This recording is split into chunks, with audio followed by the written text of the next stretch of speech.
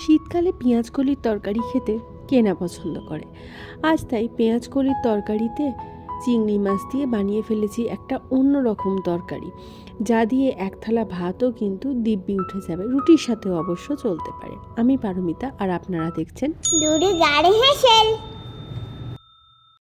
সরাসরি চলে এলাম দুর্গার হেসেলে। নিয়েছি পেঁয়াজ কলি, লম্বা করে কাটা আলু, চিংড়ি মাছ নিয়েছি, আর নিয়েছি পেঁয়াজ কুচি, রসুন কুচি, আর ঘরোয়া সমস্ত মশলা অর্থাৎ হলুদ, কাশ্মীরি লঙ্কা, জিরে গুঁড়ো, ধনে গুঁড়ো, কিছু কাঁচা লঙ্কা আর নুন চিনি।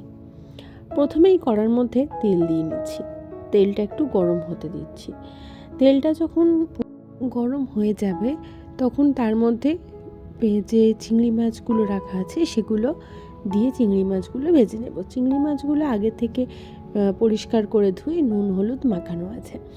তো সাধারণত চিংড়ি মাছ ভাজতে খুব বেশিক্ষণ সময় লাগে না, আর চিংড়ি মাছ বেশি ভাজলে আবার শক্ত হয়ে যায়, তাই হালকা করে ভেজে চিংড়ি মাছগুলোকে তুলে নিচ্ছি।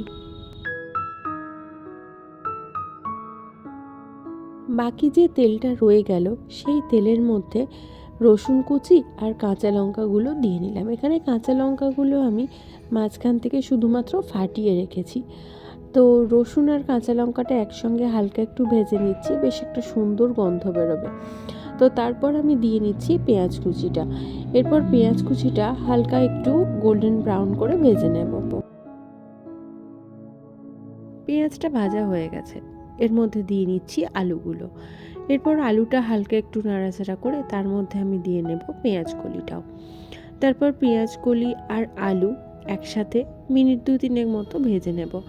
পেঁয়াজ কলিগুলো কিন্তু জল ছাড়বে, অতএব এতক্ষণ মানে যতটা দেখা যাচ্ছে পরিমাণটা, সেই পরিমাণটা কিন্তু কমে আসবে একটুখানি পরেই। তো সবটা খানিকক্ষণ নাড়াচাড়া করলাম মিনিট 2-3 মতো।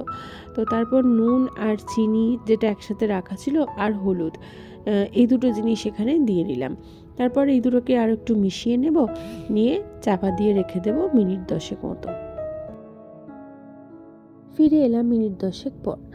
তো একটু দেখিয়ে দিই যে কতটা পরিমাণে জল ছেড়েছে পেঁয়াজ কলি থেকে। তো এর সময় আলুটা কিন্তু মোটামুটি সিদ্ধ হয়েছে, পুরোটা কিন্তু নয়। তো ধনে গুঁড়ো, জিরে গুঁড়ো আর কাশ্মীরি গুঁড়ো লঙ্কা যেগুলো বাকি ছিল সেই মশলাগুলো দিয়ে নিলাম, তার সঙ্গে দিয়ে নিলাম চিংড়ি মাছটা। এরপর সমস্ত কিছুটা একবার ভালো করে মিশিয়ে দিচ্ছি, দিয়ে আবারও চাপা দিয়ে দেব। তো এখানে যে জলটা বেরিয়েছে এই জলটাতেই কিন্তু তরকারিটা পুরো হয়ে যাবে। আলুটা তো আমি বেশ সরু সরু করে দিয়েছিলাম, আলুটাও সেদ্ধ হয়ে যাবে। যদি মনে হয় যে ধরুন আপনি যখন তরকারি করছেন যদি মনে হয় যে না আলুটা সেদ্ধ হয়নি, তাহলে সেক্ষেত্রে আপনি অল্প একটু জল কিন্তু এর মধ্যে দিতে পারেন। আমার ক্ষেত্রে কোনো জলের ব্যবহার এখানে করতে লাগবে না, অনেকটাই জল ছেড়েছে, কারণ পেঁয়াজ কলির পরিমাণটা বেশ বেশি ছিল। আবারও মিনিট 10 মতো গ্যাসের ফ্লেমটা লো করে চাপা দিয়ে রাখা ছিল। তরকারিটা কিন্তু এখন হয়ে গেছে। শুধু যেহেতু অনেকটা পরিমাণে জল রয়েছে এখনও তরকারিটার মধ্যে, পেঁয়াজকলি থেকে বেশ জল ছাড়ে, আমি বলছিলাম না, তো সে কারণে গ্যাসের ফ্লেমটাকে বাড়িয়ে দিয়ে সেই জলটা পুরোপুরি আমি শুকনো করে নেব। এই তরকারিটাতে জল থাকলে কিন্তু খেতে খুব একটা ভালো লাগবে না, তাই তরকারিটা থেকে একদম শুকনো করে দিলে তরকারিটা কিন্তু বেশি ভালো লাগবে। তখন আপনি তরকারিটা যেরকম ভাতের সাথেও সার্ভ করতে পারবেন, সেখানে কিন্তু রুটির সাথেও সার্ভ করতে পারবেন। আর এখানে এই তরকারিটাতে আপনি চিংড়ি মাছের পরিবর্তে ছোট যে চুনো মাছগুলো হয় সেগুলোও ব্যবহার করতে পারেন, বেশ ভালো লাগে খেতে।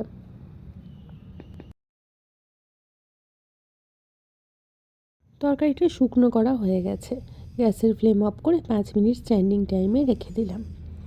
চলে এসেছি একদম আমার লাঞ্চের টেবিলে। তো ভাতের সাথে এই তরকারিটা আমি তো খেলাম, ভীষণ ভালো লাগলো।